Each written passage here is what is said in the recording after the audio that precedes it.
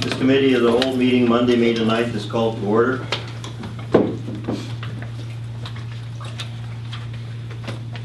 In adopting the agenda, I'd like to make an addition to the agenda to amend it as a late item. In regards to the manager of development engineering is going to speak on the Knights Inn development. May I have a motion to adopt the amended agenda? Councillor Thompson, Councillor Hammett, all in favor? So carried.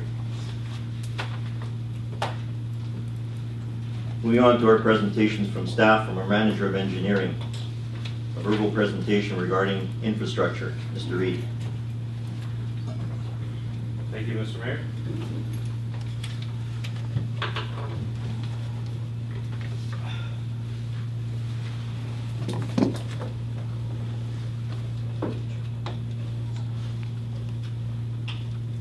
So today I'm going to point out some of the different services that Public Works provides, and along with some of the infrastructure updates and some of the challenges that we're facing. So here we have a sidewalk. This is our main priority one sidewalk on Central Avenue, and some of the challenges that we face with some of the deterioration, some scaling, some of the letdowns that come outside of the crosswalk. On the right here we have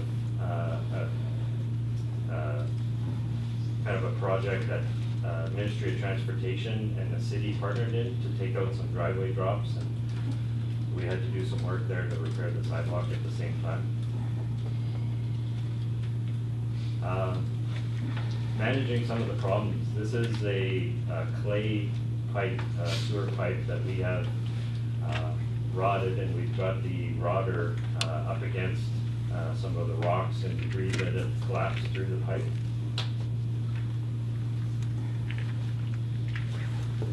Here we have on the left here some of the deterioration in the road. This came about probably within 3 days of the frost leaving the ground, and we had to, we call it gator back, where the asphalt is checked and crumbled. So this came up, so we had to cut that out and repair that. This takes up a big portion of our budget, is just repairing you know, things that come up either through sewer replacements or just things that we have no choice but to deal with at the time. On the right, Dave, just talking to that, the reason why that happens is because of the sub-base material is substandard, so it allows the moisture in there and it doesn't allow it to filter away. The moisture sits in there, we get the freeze thaw, and then it starts to crack. Is that Donaldson? that's actually right at Angus McDonald. Yeah.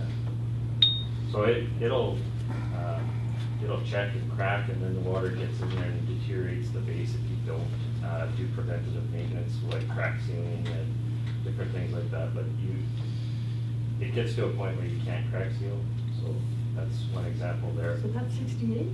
Yeah. Down from where we paved. Down from No, Yeah. I know that. I know that. And then on the right there, you have the Hospital Street over here. This road is got enough cracks and is rough enough that the ambulance actually goes around to another street, not to bounce people around too much. So.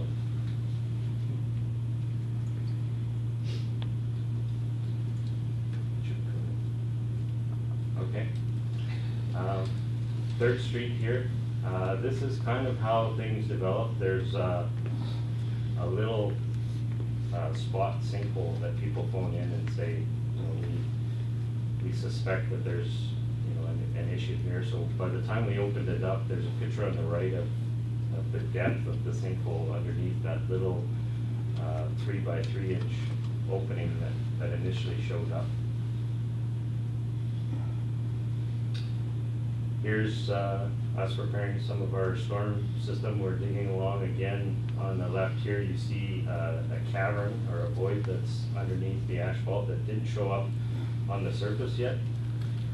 But if you look in here, you can kind of see the storm pipe, right there, where it's actually deteriorated to the point where it's collapsed, and then it creates a void if the surface water gets down to there, or we try to rod it to get the camera in and clean the lines. This is one of the repairs that we did on 3rd Street, so you can see the depth we're dealing with here. This repair on the right here was right at the base of the storm, or the sanitary, sorry. In the side, we also had to do a repair. And then in the hallway, when you walk in to the table on the right there, there's a dresser coupling right here that was leaking the whole time, so we ended up having to deal with that. Again, this is the same dresser coupling. It had a valve here that we tried to shut off, and the valve was inoperable, so we had to replace the valve and the line at the same time.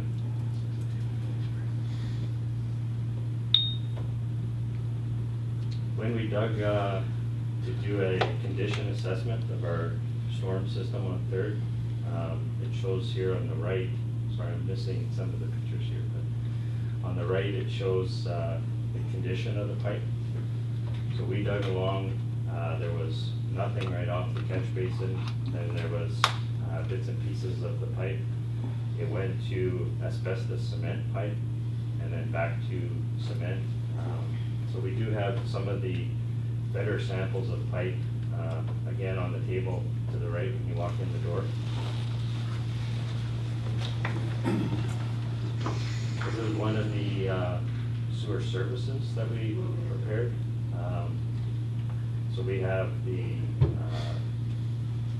property line, which would be about here, and then this comes into our main line there. So we had to, because we didn't have an inspection chamber, we can't tell where the issue is, if it's the city property or the private property owners.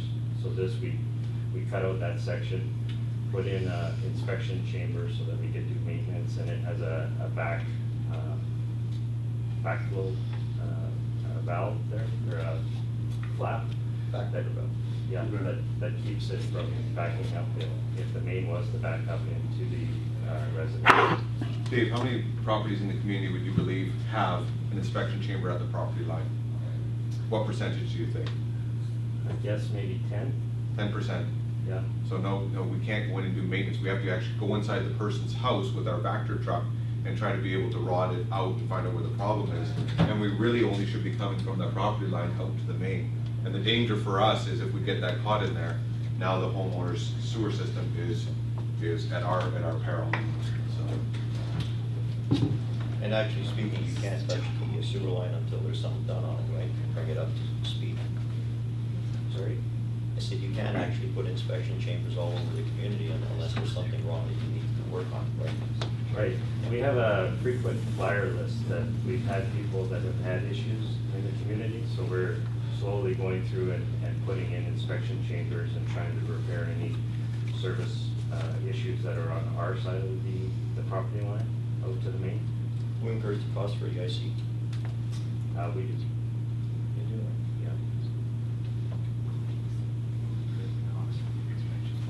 Yeah. So the sewer system,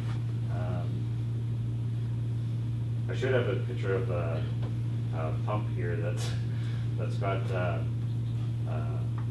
rags or things that shouldn't be flushed. So this was an issue. We've put out education. We put flyers in the building. We've done door-to-door handouts, and we still continue to have people flush non-flushable items that cause us grief in the sewer system. So. Well, on top of that, you saw the rocks in that sewer pipe. They end up going through that blade too, so the blade's chopping up rocks. So we're constantly dealing with the holes in the system, then it's shooting rocks through there. So our pumps are grinding up rocks, and they're only supposed to be grinding up paper and biosolids, but we're grinding up rocks and we're getting plugged with so many different pieces of fabric. Sometimes we're actually pulling out, I mean, you've seen some horrific things in the sewer system, but that's what's causing a lot of our deterioration of our infrastructure is those pumps and stuff are grinding up rocks. Well, you did show a picture a couple of meetings ago of the grinder that had to be replaced. Right. And yeah, that was. Yeah, the headworks on there. Yeah. That's great stuff,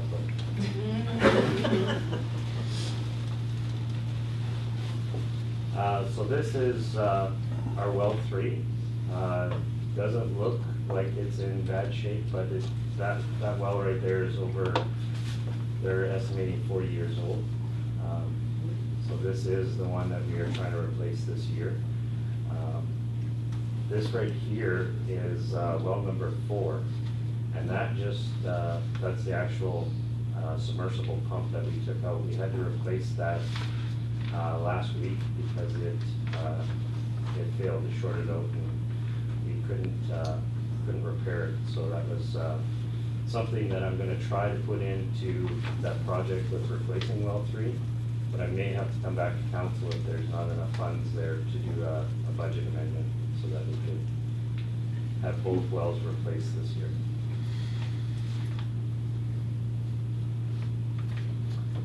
Here's a situation where we have a water main that I believe it was about February that we had this water show up, and you can see it right here coming out of the ground. So this main line down boundary has been repaired at least 4 times. So that was just one of the repairs that we had to do this spring. 4 times over what period of time? I would guess probably 8 years. So are we getting a message there? Yeah. We're running out of Band-Aids. So this is the water system and some of the universal water metering. So here you can see we installed 2 pit meters at property line, and this is an example of one of the interior installations. This has shown us a lot. The current billing lets us know if the meter is running constantly. And we have over 100 residents that the meter is running constantly with toilets or leaks or something going within the house. So it's been useful information. We haven't been able to capitalize because we're still trying to wrap that program up. But How many are left? I would say probably, sorry, Just, rough estimate. 150. You still have to do. Yeah. We're at the hard refusals now. We're at the point where the bylaw will come into force, and what'll happen is, if they fail to comply within that timeline, not only will the contractor seek claims against us, the homeowners will get the pit meter installed at their property line, and then they'll be placing their taxes. On the question of 150, is that a combination of both pit and interior, or just interior? That's a combination. Combination, in total, in other words. Yeah. So we're looking at, sending out a letter for the inside ones. The pit meters, we're not worried, we're gonna be on track and on time. Which is the higher percentage of the two, in that 150? Interior? Interior, yeah, by far. We have people not showing up for the appointments that they make, or not returning phone calls and things, so. I don't know if Diane can press play on the bottom there. So this again is a galvanized service line that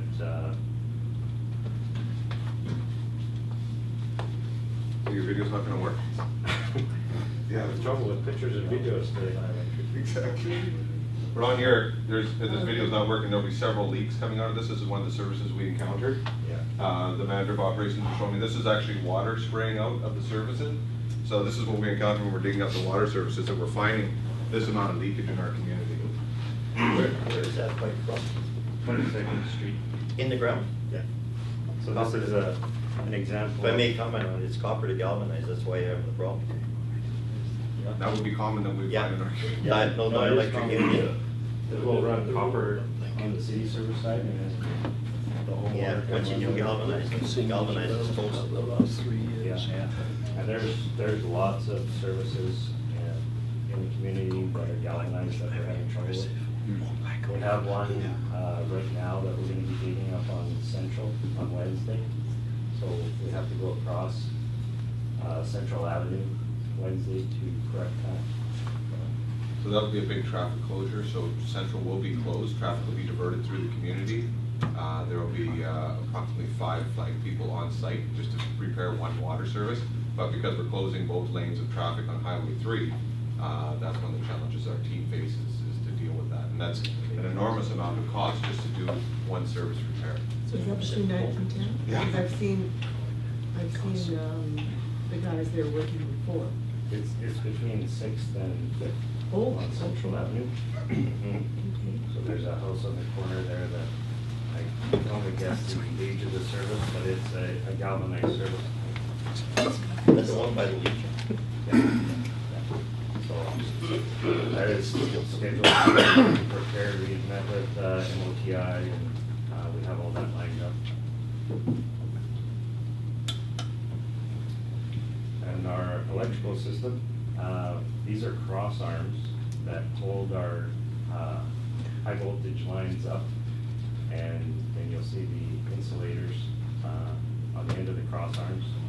So it's a structural piece that's, we have a lot of cross arms that are about the 1980 vintage, which is what we have here, and they have a certain life expectancy, so we will need to look at substantially replacing a lot of the cross arms within the electrical system. Here we have an example of a pole with all the TELUS and shock cable and our high voltage up on the top, and then hard to see, but there's a secondary down below there. So that one was hit by a truck that the electrical crew had to replace, and so it takes a substantial amount of time to try to organize with TELUS and Shaw and that to get their lines transferred over to our new pole. Well, then on top of that, going to ICBC to try to recoup the funds and deal with that component is just a big headache for us. Yeah. So again, here's the situation that we had that was critical. We had to change the insulators on top of the pole had failed. So we had to do an outage for the main feeder there that knocked out about 1,100 customers to replace that. Here we're looking at our, this is the Fortis substation, and this is our switchyard. So there's a better picture of the switchyard there. Didn't mean to shoot you. So that has our reclosers for the system, and that's where we tie into Fortis's power grid. What was this worth? We talked about this at council several weeks ago. We were talking about a replacement program for that. Yeah, And it has to come up a couple feet. Right. So Fortis is looking at bringing this substation up out of the floodplain. So if Fortis does that, we're going to have to look at what we do with this structure. So that's why we're looking at getting the engineers in this year to see what's our best plan of attack to, provide some options to council on some opportunities maybe going forward. And So we have to raise ours because Fortis is raising theirs? we'll have to see. We're going to work with our engineers to see exactly if we Because I can don't modify remember it. that being included in the budget. So just for the engineers this year. The engineering was included in the budget? Yeah. Yeah, I think we put 50,000 in for engineering for the substation. Just back to that other picture, where you had to replace the, whatever, what you were replacing. Insulators, thank you. Do you have, can you give the customers advance notice that this is gonna be happening on a specific day, at a specific time? You do, yeah. We did on that one. There's some circumstances where. You can't. our- But this was one where you know it in advance, so you can let Yeah. the public know. And we try to do that whenever we can.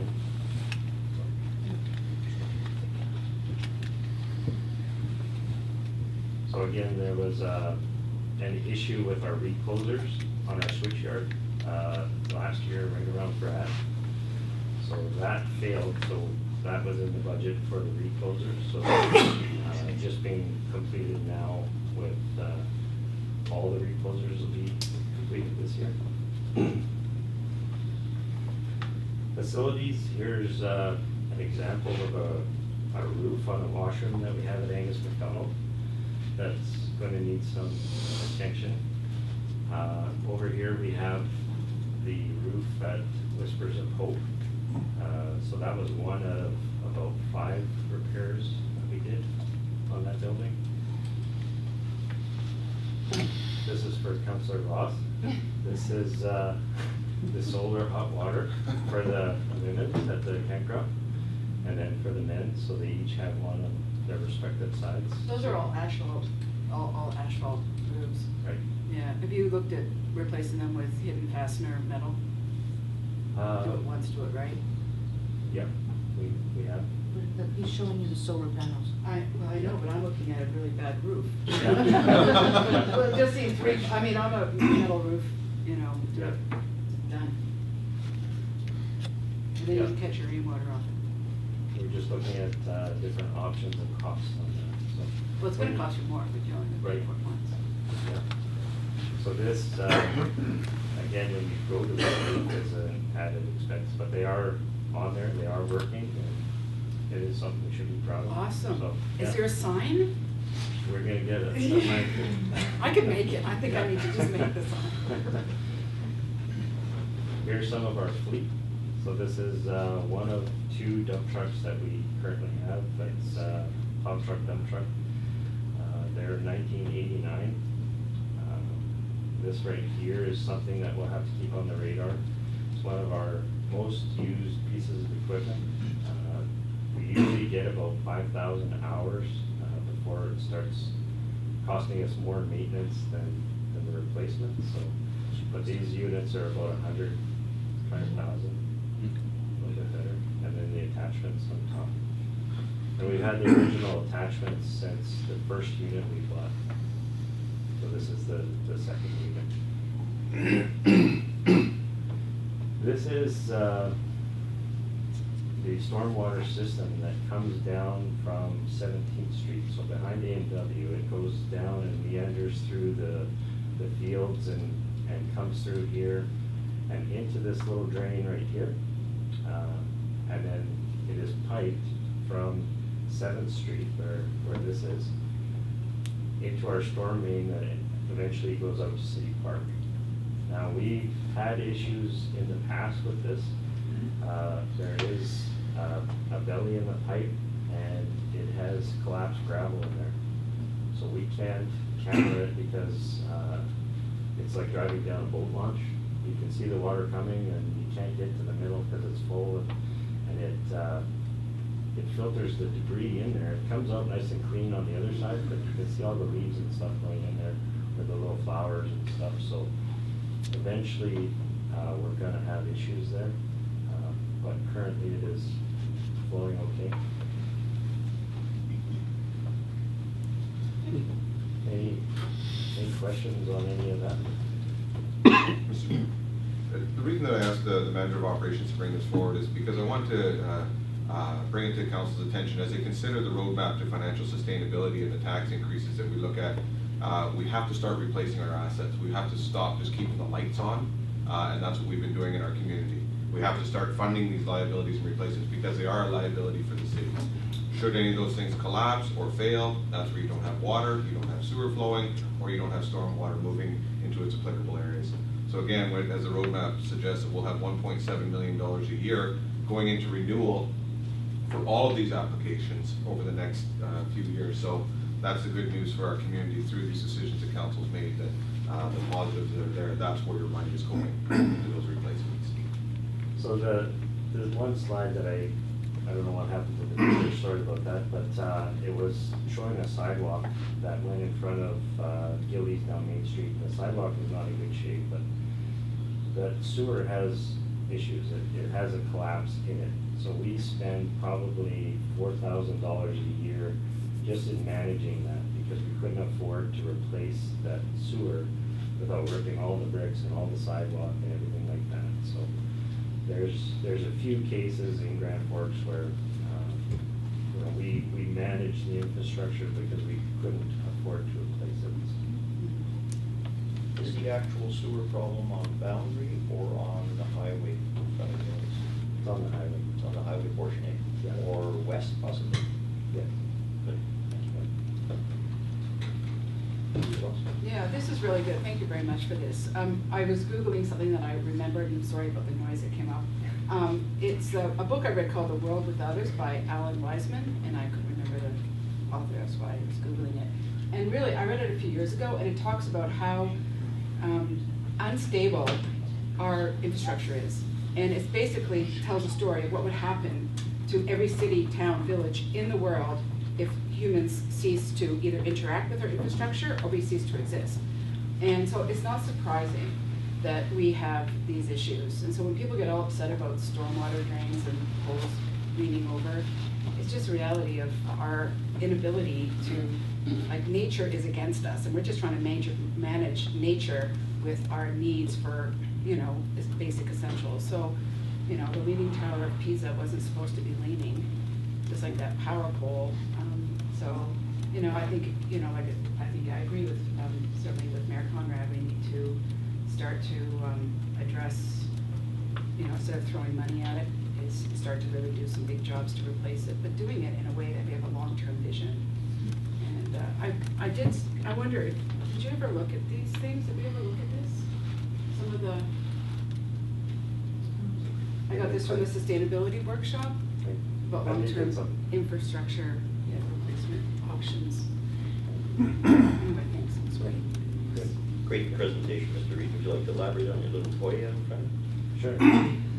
So it's looking like we're going to have a hot dry summer by all accounts. So the bylaw enforcement officer will be coming around, and we'll be doing our yellow flag program again so that people can identify where the sprinkling regulations that are currently in effect, where they can be found. So we're going to give out the yellow flags and the rain gauge here. So it says on there too, our website and where to find the current regulations. So people can see exactly how much you know, water they are putting on their lawns and that. So it's going to be in full effect this year with our bylaw enforcement officer. Are we going to be integrating that with any kind of instructional? Yeah. Maybe if it's preferable on our website to have a video on that rather than give Yeah. out pamphlets, that might be maybe a better option. Is that considered? Sorry, some instructional on water. Apparatus there. Yeah, sure. If you give documentation with it, obviously it always gets lost, so. Right. And it's not because you're in violation that you're getting these. Yeah. So these determine the moisture that's in the soil already? No? Yeah. Regulation. Right. So you take the black cap off, and the inside there's the spike. So you put it back in the ground, you can stick this on top. Yeah. And then when you sprinkle or range, then it shows how much water is actually going in that particular area. Okay. So then you take the cap off, pour it out, and you can check it on a weekly basis or Yeah. you know, whatever. So you got- So that'll indicate how many inches you put in a week, let's say. Right. The one that evaporate out of here? As it sits there, in the 40-degree heat? It shouldn't. It might lose a little bit. You should check it every time you water. Well, I was driving around yesterday afternoon, Sunday afternoon drive, and it was 3:34 in the afternoon. It was, the sun was blazing, and our private yard, and there's the sprinkler going. And it's just evaporating before it's even hitting the ground. It's like crazy. But this will also be a good device to show the functionability of your sprinkler system, because, you know, you may be overwatering, so you can set your timers back more and. Yeah, we thought it was a good tool to give to the public so that they can raise awareness of how much water they actually use. So, but we're in stage one. Right. Yeah. That's alternate days. Yeah, and then the 31st is. Are we monitoring it as a community, or are we waiting on the province for when it starts to trigger at the next level? Or are we gonna work on this one? We're gonna talk about that at the water survey, and hopefully do a regional effort. What's that? I believe we're just waiting for rescheduling date. Great. Do we have any questions? Well, that was a great presentation, Mr. Reed. Thank you for your time. May I have a motion to receive the information from our Manager of Operations? Councillor Ross, Councillor Hammett, all in favor? So carried. Okay. Moving on to our Manager of Building Inspection and Bylaw Services. Subject matter is the Contracted Bylaw Enforcement Officer. And the recommendation to council to receive the report and direct staff to proceed to the May 30th regular meeting of council to approve the Contracted Bylaw Services position for 2016. And further, the council approves amending the financial plan of 2016 to include funding from surplus at the May 30th, 2016 regular meeting of council. May I have a motion to that effect? Councillor Thompson, the seconder. Councillor Hammett. To our Manager of Building Inspection, is there any? Mr. Mayor, we have two pictures we'd like to show. Yeah, that's what I'm gonna say to you. Would you like to elaborate some more, Mr. Fulton? Yeah, I've just brought forward some of the photographs of some of the areas that we're dealing with right now. And as you've read in the report that I gave to our CAO, there's a number of places and items that need to be addressed. And the biggest problem I'm having right now is between the building inspection and trying to deal with this is the timing of getting these letters out, getting back to the sites. Because like this week, I had a situation happen where I was a day and a half tied up with that person. I've now got 4 building permits sitting on my desk waiting, people are waiting to get out. So this is the reason that we're looking for this contracted service for a short period. And it'll also assist us in having this person work evenings and weekends so that we can get 7-day-a-week coverage for the irrigation time. So this is the principal reasons why we're looking at it. If you go into the unsightly properties tab, and you can just start opening up some of those photos. These are some of the yards I'm dealing with that I'm having issues with. This is a backyard. The neighbor's been putting up with this for some time. This resident has, this is another one that's down in South Ruckle. This person has had a couple of fines last year, removed 3 or 4 derelict vehicles and probably about 8 loads of stuff out of there already. This spring it started piling up again. So I've been back in there, wrote him a couple more tickets, started cleaning up again. But it only goes for about 2-3 weeks and then it stops. So if you want to just go through the pictures and they get some idea of what we've got out there, and these are probably 3 or 4 of the most critical properties right now. This one's spilling out into the back lane.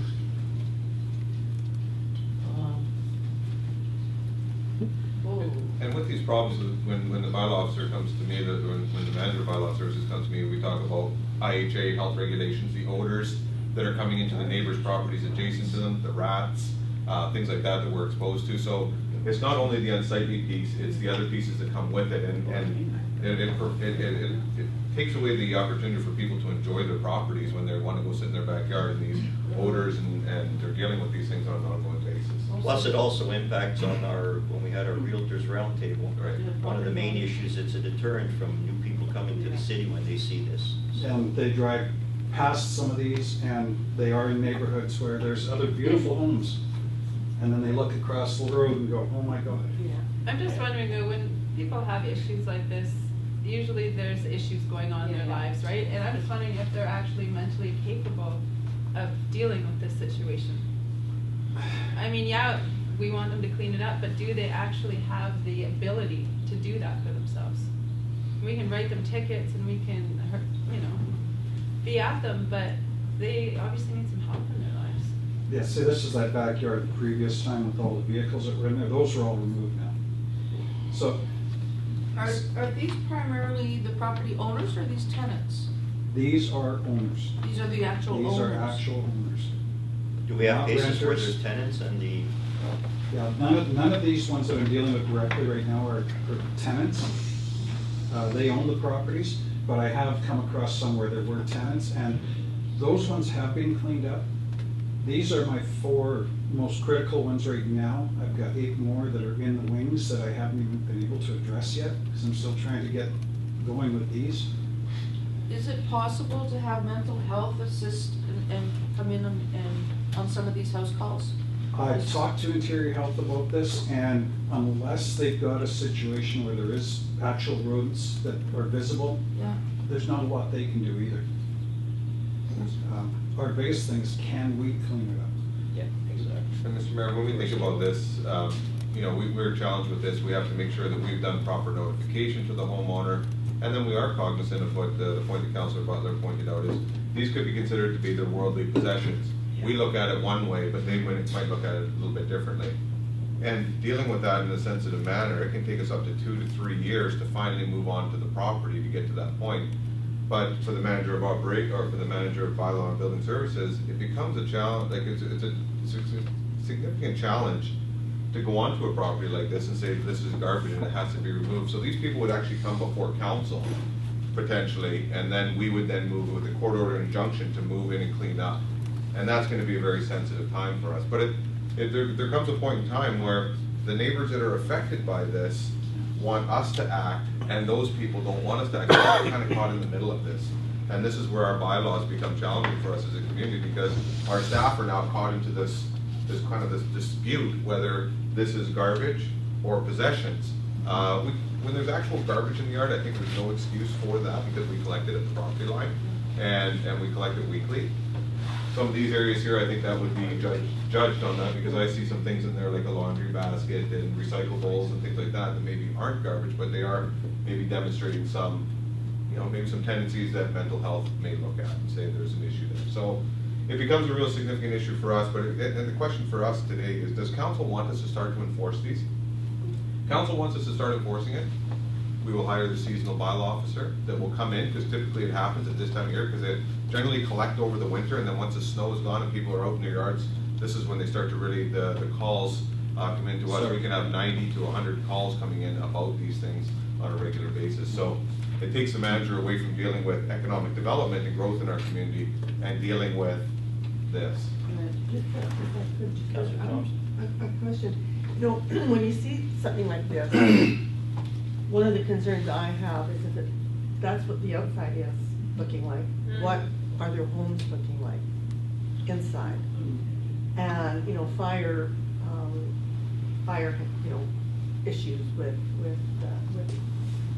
storage and stuff, and houses you walk through. What can we do, if anything? I guess we can't, can we? Internally, no, we can't. Externally, they should either have it in a garage or in an area piled up where it's tarped up so it's not scattered. Yeah. I mean, it's really difficult for and I totally get where this neighbor is coming from. And they've got a really nice place next door, and they've been extremely patient for 1.5 to 2 years now, putting up with this, as it's been slowly progressing. But again, we're into 2 years now, and it's still a huge problem. But if push comes to shove, I mean, if we pursue our bylaw, obviously it will eventually get to a legality basis, which could cost the corporation money, right? Yeah, I'm just wondering if there's any way that we can deal with volunteer organizations in the community, either through the church groups, Whispers of Hope or something. So there's a lot of people in the community that want to help out, but don't know that these type of situations exist, and it might be a cheaper way for us to deal with it if we can hook up with some of the community organizations and get a group of people in to help out with this. To our CAO. Yeah, Mr. Mayor, you know, a great thought. One of the things for us as a corporation is, number one, work safe. Then going on there, exposing them to those risks. Even if they do waiver that, if they get hurt on this person's property, there's going to be liabilities. The contractor will have, if we hired a contractor to do this, they would have the prime contractor agreement responsible for their occupational health and safety. We don't know what else is in here. We don't know what people will be exposed to. And you know, thinking about the community cleanup piece, we've thought about getting commingled bins into neighborhoods, into the community, to talk to council about funding that. Very expensive process. It doesn't follow the natural processes that we use at the landfill, where we like to separate everything. You can see there's definitely a need in here to separate. But there is other things that we have to consider as a corporation when it comes to this. community groups knocking on the person's door without us knowing would be Yeah. perfectly acceptable, but with us leading the charge, we hold some liabilities with this as a corporation. Absolutely. Oh, Councillor Ross. Once again, it's not unique to Grand Forks. Nelson had really major problems with unsightly premises in their carriage laneways. And they did crack down because of people complaining. I'm just wondering if we could maybe inquire as to what steps they took in order to deal with it, because I know there was a lot of derelict cars and old fridges and stoves, and I looked out my window and I lived on Silica Street, and there was a carriageway, and there was lots of crap there. It was really not meant to see, but they did deal with it. So perhaps we can find out what other communities. That would have been my suggestion too, that we do a bit of research and see how other communities deal with this, and that probably can't be too costly eventually. The other issue is with the increased cost of the dump now, people are really, they don't wanna take their stuff up there because it's too costly for them. But I don't think anything like this has to do with the dump, nobody's gonna bring them to the dump anyway. Well, you have to take it somewhere. Obviously, the intention is to keep it. That's the perception in the community. Well, I mean, I can take my whole truckload full of stuff and it'll cost me $10. Yeah, it really depends, like in this particular, if you can separate and make a truckload of metal, Yeah. then make a truckload of plastics, yeah, you can get away relatively cheap. But if a person just throws that into the back of the truck, that's gonna get quite costly. Yeah. A bin of mixed material, those bins that you see in the back, those large ones, one bin will hold 5 ton, $140 a ton to dispose of it, it's mixed. So it's a $700 dump. This yard would probably have, I'm estimating 4 to 5 of those bins in it, filled up. You know, so it's a $3,000 cleanup minimum. Mr. Mayor, there's one of the things, I just wanted to make sure that we were reporting this to council, because we've had, the mayor was aware of an email chain that I was getting from one customer, and I call it a customer because it's dealing with the service that we offer. But this was going on, are we enforcing it? And this person was quite adamant that we get out there and deal with this, and saying that we're not addressing this in a timely manner. And these are the comments that we're getting back, and it's almost abusive towards the organization, where it gets to the point where, what are you going to do about this? We get the ultimate ultimatum, and I see the question going to the mayor saying, what are you going to do about this? The realtors that came to us and said, are you gonna do something? You know, this is one of the biggest challenges they face, and that's why you have that that decision today before you to bring in a seasonal bylaw officer, and that person could be used as an educational tool with these people, not only to be dealing with enforcement like Mr. Popan does. He does work on the educational piece, but it gets to the point where there's a point where you have to start to administer and enforce the bylaw, and then make sure the council's wishes are followed that way. So that's a decision before council today. Where's this got an Any enviable questions? position? You know, a majority of the job is actually really not that I bad. know. Most people, when you speak to them, either didn't realize and do comply. It's just the handful, probably about a dozen, that are really tough nuts to crack right now. And those are the tough ones, and they're visible, and people see them, and this is why we get, like Mr. Allen had just said, the complaint, you're not doing anything, you're not doing anything. Well, they don't realize I've been there probably about 14 different times. I've written fines to the person, I've given them letters. Where do you go now? Either I continue fining them, which can be on a daily basis, Do they can't find it? or he's been paying fines too. And I asked him last time I was there, I said, if you're paying that much in fines, why would you not load your truck and haul it for that value to the dump? And save the fine and get rid of some of the material. What'd you say? I just don't have time. Okay. Councillor Hammond? The problem too is that it's bringing down the property values for all of the surrounding Exactly. neighborhood, you know, which isn't fair to everybody. It's not fair to the neighbors, it really is. No.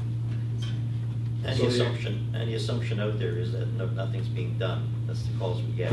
We're taxpayers, we pay taxes, how come our city, right? I would love them to come out for a ride with me on the average. Yeah. See what doesn't get done. the gentleman. Good day, Your Worship, and good day, councillors. My name is Nigel James, and although it's an informal meeting, I still prefer to do a rather more formal presentation. When I first read the proposal for a 5-month contract person, I nearly fell out of my tree. And it is, and hearing the discussion, I can see that there are problems, and I feel sure it's not just a regular problem, and I would have thought that mental health problems do exist as well, and that is something that perhaps you should consider and try to incorporate it into dealing with it. I noted when Mr. Copan put his point forward about the procedure that goes with unsightly premises. He goes to visit, he receives the complaint, he goes and visits, and at this point the bylaw also follows the guidelines, etc., and starts issuing tickets. Now, from what he said today, he talks with the person as well. That, I think, is probably the most critical thing, is to discuss it and try to come to some sort of way of sorting it all out. But the problem, if we're going to approve this $28,000 going to a person for, I think it's 5 months, is it not? About 5 months. About 5 months. In the further 7 months, when he's not there, the situation is going to continue. We're not going to achieve anything, and it's noted what Mr. Copan said. The typical complaint can be 3 to 4 months, or even up to 2 years, and maybe more. Well, maybe it's the bylaws that need to be sorted out, improved in some method, and if need be, and if we don't want this sort of thing, then you've got to, I would suggest, and if you can't do it by bribery or threatening or whatever else, you're not allowed to threaten people, of course, or bribe them either, for that matter. But if whatever the system is, you're going to maybe have to take them to court. Something that was mentioned, where something had fallen over into the laneway. Now the laneway is public property. I would have thought that there is provision to go and pick up that stuff that's fallen and chuck it back in his yard, because it doesn't belong to us, so it goes back into the person's yard. It gets off public property. And when I look at the whole thing, and I understand that, yes, excuse me a moment, please. I class myself as a sort of 8-year-old young male, because my nose is always running. If anybody can solve my problem, I'd be most grateful. This is just unsightly premises that the problem is. And there are ways of getting around it. Fines are enforced, etc. And eventually, no doubt, you have to get to an injunction and go and clear his yard out, or whatever the ultimate is. I haven't followed this sort of situation very much. But obviously, something has got to be done. And because it's within the city, it's the council's responsibility to do it and get something sorted out. I don't know how you're going to do it, but I guess you've got to do something about it. Now, that's how we're going to deal with unsightly premises. Watering is another matter, because that's another thing. For instance, I wish somebody would have a word with the Royal Canadian Mounted Police and tell them to stop watering their green grass in the afternoon, because maybe they're being given permission. Likewise, the sports fields, which are owned by us, if they're watering, it should be, and they've got special permission, it should be listed in the bylaw so that you can say, hey, we're kosher, we're all right.